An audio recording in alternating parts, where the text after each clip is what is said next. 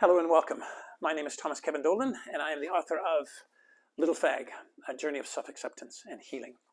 And today I'm going to read chapter 17. It's entitled Fundamentally Flawed. It begins on page 108 of my memoir. My family was terrible at solving problems, incompetent even. We only knew about blame and unhappiness and had no idea how to make things better. I was often scapegoated, shamed instead of guided, and belittled for my own good. What I never understood at the time was that my parents, they were the dysfunctional ones. I didn't see anyone's failings, only those failings attributed to me by the adults around me. I would also judge my siblings as much as they judged me. I could be a real smartass, cruel even. I would deny they existed and say I wasn't like them at all. Depending on whom I was talking to, I'd tell those folks that I'm an only child. They had made choices I would never make and had addictions I would never have. Only I am exactly like them. My addiction may not have been alcohol or drugs or cigarettes, but my addiction was equally challenging, equally debilitating. I was addicted to suffering. I was addicted to shame. I had no idea how to accept what was. That is the formula for suffering. Much of my life has been spent letting go of the language thrown at me by my family or others around me. It's a hellish lesson. Shame is pervasive. What I braved. I was terrified to agree with my therapist to read a specific book on shame. He assured me it would be the beginning of being able to name the elephant in the room. Up until that point in my life, if you said there was an elephant in the room, I had no idea what you meant. And of course, it was attributed to an obvious problem or difficult situation that people don't want to talk about.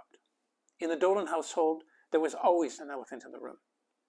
According to John Bradshaw, author of Healing the Shame That Binds You, shame is the motivator behind our toxic behaviors, the compulsion, the codependency, addiction, and drive to superachieve that breaks down the family and destroys personal lives.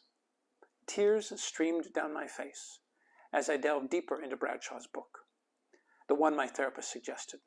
I began to uncover my personal shame, understand the underlying reasons for it, address the root causes, and begin a commitment to release myself from the shame of my past failures that bound me. One of the quotes from Bradshaw's book shook me to my core. He stated this: "To truly be committed to a life of honesty, love, and discipline, we must be willing to commit ourselves to reality." But reality was something I usually argued with, and that was my main line to suffering. I felt that if I named the proverbial elephants that existed in the many rooms of my life, life would cease. Accepting what is or what was might lead me to saying goodbye to my family. I wandered home one day with assigned homework from my therapist. His request felt daunting, but I agreed anyways. He asked me to write a list of the realities of my life, past and present. I titled that list, What Was So in My Life. I wanted to list the realities numerically, but alphanumeric felt safer. I arrived back in his office 1 week later and handed him the list. The bastard handed the list back to me and said, "Would you mind and would you be comfortable if you read it?" Oh, how I hated him at times. I remember my voice quivering as I began to read the list. I felt small, unsafe, and I began to feel shame rising in my chest. He gently asked, "Are you okay?" I responded only with a nod. That meant yes. I began again. It was painful to let it all out, and it was painful to keep it all in. As I heard myself rhyme off my reality, I also sensed that there was a part of me wanting the reality to be different. I wanted an alcoholic not to drink. But what do alcoholics do? They drink. I wanted my brothers not to sell drugs. But what do drug dealers do? They sell drugs. What I braved was being willing to see that it wasn't disempowering to stop my argument with reality. The gift was acceptance of what was. It empowered me. What happened to me happened. It should have happened because it did, and no thinking in the world would change it. Acceptance became my means of no longer being addicted to suffering. I didn't condone or approve of it. It just meant that I could see things without resistance and without the confusion of my inner struggle and suffering. I was free. The unlearning. Family secrets can go back for generations. They can be about suicides, incest, abortions, addictions, public loss of face, financial disasters, unwanted babies, etc. All the secrets get acted out. This is the power of toxic shame. The light of day would never touch most of the secrets I thought I knew about my family, and most certainly inspired me to never bring any light to the secrets that existed in my life. The pain and suffering of shame generate brutal defense mechanisms, both automatic and unconscious. I began to learn of them from a Freudian point of view. These defenses were known by various names: denial, idealization of parents, repression of emotions, and disassociation from emotions. My formative years were a bit disastrous because most of what went on in terms of teaching or learning usually came from the vantage point of people not knowing what they didn't know. I remember quietly saying as I read Bradshaw's book that in some ways I never stood a chance. For me, denial, idealization, repression, and disassociation from unconscious, they were survival mechanisms. Because they were unconscious, I lost touch with the shame, hurt, and pain they covered up. I'd learned in my formal training as an integrated coach that we cannot heal that which we cannot feel. Without recovery, our toxic shame gets carried for generations. Yet there were no students of recovery to look up to in my family line.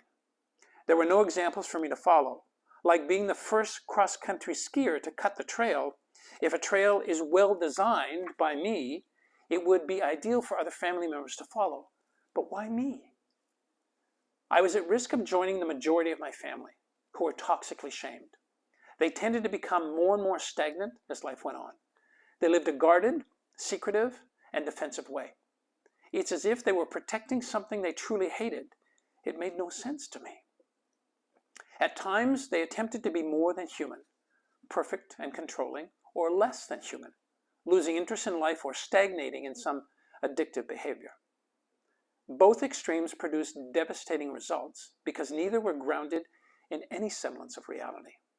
What seemed to get crushed in attempting to be who I was naturally was my instinctual energy for life, the natural core of my life. The acorn I was felt excruciatingly agony for becoming an oak. No one wanted this tree to grow, and when I did, I was shamed for it. The unlearning for me was to allow myself to learn that trauma is unforgettable. It is normal to be bothered decades later by the craziness of what I experienced. It took years to unravel the symptoms evoked. I stumbled upon a quote by Viktor Frankl, a Nazi concentration camp survivor, who said, "An abnormal reaction to an abnormal situation is normal behavior. Therefore, to react normally to the horrific acts of what I witnessed growing up would be abnormal." Perhaps the biggest question I have from folks who have read this book, and for many of them that know me, it's this: how did you survive? Whew. I'll read a story later on in the book that talks about who supported me in surviving. And I can never really answer the question of how I survived. From this vantage point, I feel bigger than a survivor. I'm blessed to have survived. It's a great thing to survive. But being able to thrive in my life, given the circumstances that I went through, given the circumstance that I brought light to and shared with the world, not just through this book, through the coaching work I do, through the podcast that I have, ultimately, the pride I have in thriving seems to be an easier question to ask. How did I thrive? How did I thrive as a Dolan? Years ago, somebody asked me, "You're so different than everybody else." And I would sarcastically quip, "I was adopted. I'm not from that bloodline." And what I was attempting to do was cover up the pain of being from that bloodline with sarcasm. So the biggest way that I've thrived given the circumstances that I lived through and continue to hold as formative teachings, correct? Is that I found other people that were different than my family. I learned how to be attracted to an energy that I felt safe with, that I felt could teach me, that I felt supported by, that ultimately I felt in a really self-full way had something for me, that somebody had something that was different than what my family had for me. And ultimately, it would be my saving grace. It would be that incessant desire to find folks who I felt could help me thrive, could help me move from this place of survival. Because, of course, what I would eventually witness, right, for many of my siblings' lifetime, is that a lot of them didn't move from that place. Or if they moved a little bit from it, I witnessed from time to time the pangs of that survival, those ways of being that were really their familiar, would yank them back, or they would allow themselves to be yanked back. It was very, very difficult to witness. But again, let me reiterate, this doesn't mean by any means I'm any better than my siblings. No, that's not it. I made different choices. I consciously began to seek out folks that were way different than my family, right? I have extraordinary teachers in my life. I have an extraordinary circle of really dedicated friends who powerfully support me, who at times really challenge me with what it is that I know or what it is that I don't know, but ultimately who hold me, right, with this beautiful love and this profound support, who see me, and of course, who I'm safe with. So how did I survive? I don't really know that, right? I knew it was important to survive.